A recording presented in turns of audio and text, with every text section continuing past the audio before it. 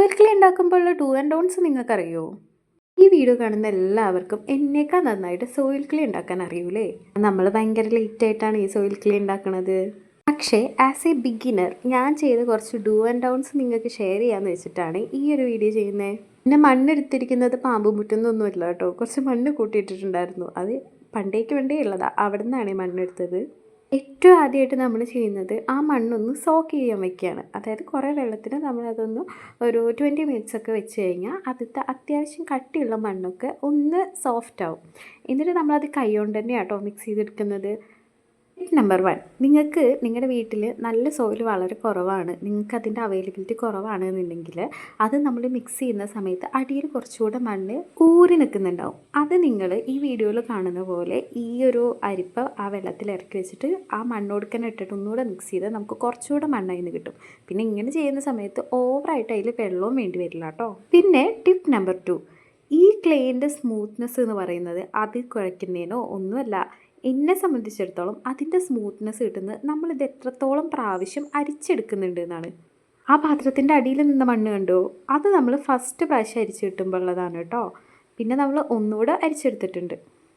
Tip number 3, നിങ്ങളടുത്ത് അത്യാവശ്യം കല്ലും മണ്ണൊക്കെ കൂടുതലുള്ള മണ്ണാണ് എടുക്കുന്നത് എന്നുണ്ടെങ്കിൽ കുറച്ച് തോനെ എടുത്തോളൂ. അല്ലാന്നുണ്ടെങ്കിൽ നമ്മളെടുത്ത പണിക്കുള്ള ക്ലേ ഒന്നും നമുക്ക് കിട്ടത്തില്ല. നമ്മൾ മിക്സ് ചെയ്തിട്ടുള്ള ഈ പാത്രം ചെരിഞ്ഞ സർഫസിൽ വെക്കുകയാണെങ്കിൽ കുറച്ചുകൂടെ വെള്ളം പോവും. പിന്നെ ഒരു ട്യൂബ് ഉണ്ട് എന്നുണ്ടെങ്കിൽ അത് വെച്ച് വെള്ളം എടുക്കുകയായിരിക്കും ഏറ്റവും നല്ലത്. അങ്ങനെയാണെങ്കിൽ നമ്മുടെ ക്ലേ പോവാണ്ട് വെള്ളം മാത്രമായിട്ട് നല്ല രീതിയിൽ പോയി കിട്ടും. സമയക്കുറവ് കാരണമോ മടി കാരണമോ നിങ്ങൾ ഈ മണ്ണ് കിഴികെട്ടുന്ന പരിപാടി ഒഴിവാക്കരുത്. ഒഴിവാക്കിയുള്ള പണി ഞാൻ വീഡിയോയിൽ കാണിച്ചു തരാം കേട്ടോ. ഇപ്പം ഈ വീഡിയോയിൽ കാണുന്നത് കിഴികെട്ടി വെച്ച മണ്ണാണേ. അത് അത്യാവശ്യം നന്നായിട്ട് വെള്ളം പോയിട്ടുണ്ട്. പിന്നെ നമുക്കത് പരത്തുമ്പോഴും ഈ ക്ലേ ഭയങ്കര സോഫ്റ്റായിട്ട് നമുക്ക് കിട്ടിയിട്ടുണ്ട്. പക്ഷേ ഈ മണ്ണ് ഞാൻ ആകെ 2 പ്രാവശ്യം അരിച്ചിട്ടുള്ളൂ. അതിൻ്റെ എഫക്റ്റ് നിങ്ങൾക്ക് ലാസ്റ്റ് മനസ്സിലായി. ഇതാണ് കിഴികെട്ടി വെക്കാതിരുന്ന ക്ലേ. വല്ല ചോക്ലേറ്റ് പോലെ ഉണ്ട് അല്ലേ? അത് ഉണക്കി കിട്ടാൻ നല്ല പണിയെടുത്തിട്ടുണ്ട്. സോ എന്തായാലും കിഴിയിട്ട് വെക്കുക എന്നുള്ളത് ഒരു ഇമ്പോർട്ടൻറ്റ് സ്റ്റെപ്പാണ്. നെക്സ്റ്റ് ഇമ്പോർട്ടൻറ്റ് സ്റ്റെപ്പാണ് ഇത് കുഴച്ചെടുക്കുക എന്ന് പറയുന്നത്. നമ്മുടെ ക്ലേ അത്യാവശ്യം സോഫ്റ്റായി കിട്ടാൻ നല്ലപോലെ കുഴയ്ക്കണം. പക്ഷെ കുഴച്ച് മോയ്സ്ചർ കണ്ടൻറ്റ് മൊത്തമായിട്ട് കളയാനും പാടില്ല കേട്ടോ. പിന്നെ ഇതിലത്തെ റെഡ് ക്ലേ നമ്മൾ 2 പ്രാവശ്യം അരിച്ചിട്ടുള്ളൂ. ഈ കാണുന്ന ക്ലേ 3 പ്രാവശ്യം അരിച്ചിട്ടുണ്ട്. അതിൻ്റെ ആ ഡിഫറൻസ് നിങ്ങൾക്ക് കാണുമ്പോൾ തന്നെ മനസ്സിലാവുന്നുണ്ടാവും അല്ലേ? ഇനി ഒറ്റ പ്രാവശ്യം അരിച്ച മണ്ണിൻ്റെ കോലം എന്താണെന്ന് നിങ്ങൾക്ക് കണ്ടേ?